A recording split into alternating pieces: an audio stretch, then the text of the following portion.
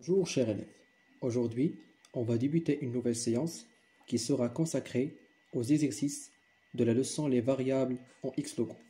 Pour cela, on va faire un petit rappel qui concerne les deux notions, la notion de données et la notion de variable. On va débuter par une activité. Dans la vie courante, on est habitué à utiliser des outils pour garder, déplacer et manipuler les objets sans les perdre. Par exemple, on utilise le placard pour ranger nos vêtements. On utilise le cartable pour ranger les cahiers et les livres. Et finalement, on utilise la trousse pour ranger les crayons et les stylos. Alors, quel est le constat ici? Il en est de même dans le domaine informatique. Un programme informatique a besoin de stocker temporairement des données pour pouvoir les utiliser pendant son exécution. Bon à savoir, chers élèves, que pour entrer en mémoire une donnée, on doit créer et nommer un espace mémoire. Par exemple, l'être humain, pour stocker les informations, il utilise son cerveau.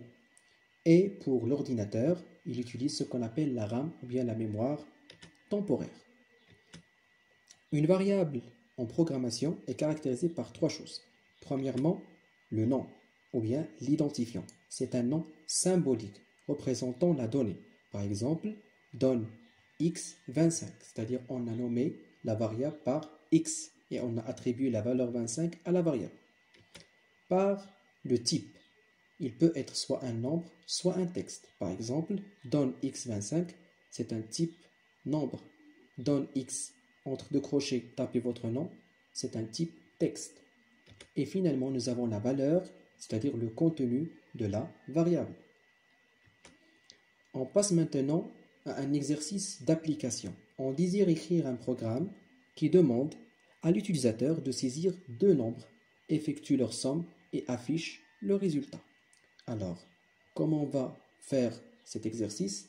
Premièrement, le programme va demander à l'utilisateur de donner la valeur de A, c'est-à-dire le premier nombre. L'utilisateur va donner un nombre quelconque. Dans un deuxième temps, la machine va demander à l'utilisateur de donner la valeur de B, c'est-à-dire le deuxième nombre. L'utilisateur va donner une valeur quelconque. Et finalement, le programme va afficher la somme comme suite. D'accord? Alors, la première question ici, quel est le nombre de variables nécessaires pour la conception de ce programme? Et écrire le programme demandé. Alors, on va faire un petit détail concernant ce problème-là. Alors, l'analyse du problème, pour faire un programme qui calcule la somme de deux nombres quelconques, on doit, dans un premier temps, entrer en mémoire de l'ordinateur la valeur de la variable A, ou bien du premier nombre, puis la valeur du deuxième nombre B. Ensuite, on va demander à la machine de faire la somme A plus B. Et finalement, on affiche le résultat de la somme S. À retenir que les instructions de lecture et d'écriture permettant à un ordinateur de communiquer avec l'extérieur, c'est-à-dire avec l'utilisateur, sont comme suite. Premièrement, pour lire une valeur d'une variable à partir du clavier, on utilise la syntaxe suivante. Lis le message entre crochets, guillemets, nom de la variable. Exemple, lis donner la valeur de A, la variable c'est A. Lis donner la valeur de B, guillemets, B. D'accord? Une boîte de dialogue s'affiche et l'utilisateur va entrer la valeur souhaitée.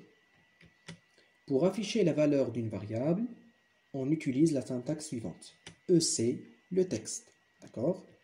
Pour afficher un texte, on écrit EC texte s'il s'agit d'un texte en un seul bloc. D'accord? C'est-à-dire un seul mot. Si on a une phrase qui contient plusieurs espaces et plusieurs caractères spéciaux, on doit utiliser EC, les crochets et le message. Entre les crochets. D'accord? Le programme final ici, c'est comme suite. Pour somme nombre, lis donner la première valeur A, lis donner la deuxième valeur B, écrit la somme et, écrit 2.A plus 2.B, et on va mettre à la fin, fin. On va essayer de faire ceci sur notre logiciel Xlogo. Pour cela, on doit ouvrir l'éditeur ici, et on va essayer essayer d'écrire notre programme, comme ceci.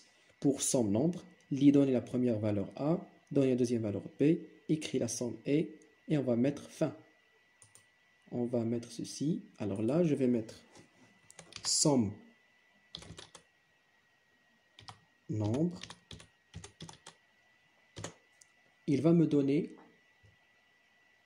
la première boîte de dialogue, donner la première valeur. Je vais donner par exemple 15. Je valide par entrée. Donner la deuxième valeur. Je vais donner par exemple 10. Et je valide par OK. Voilà, la somme c'est 25.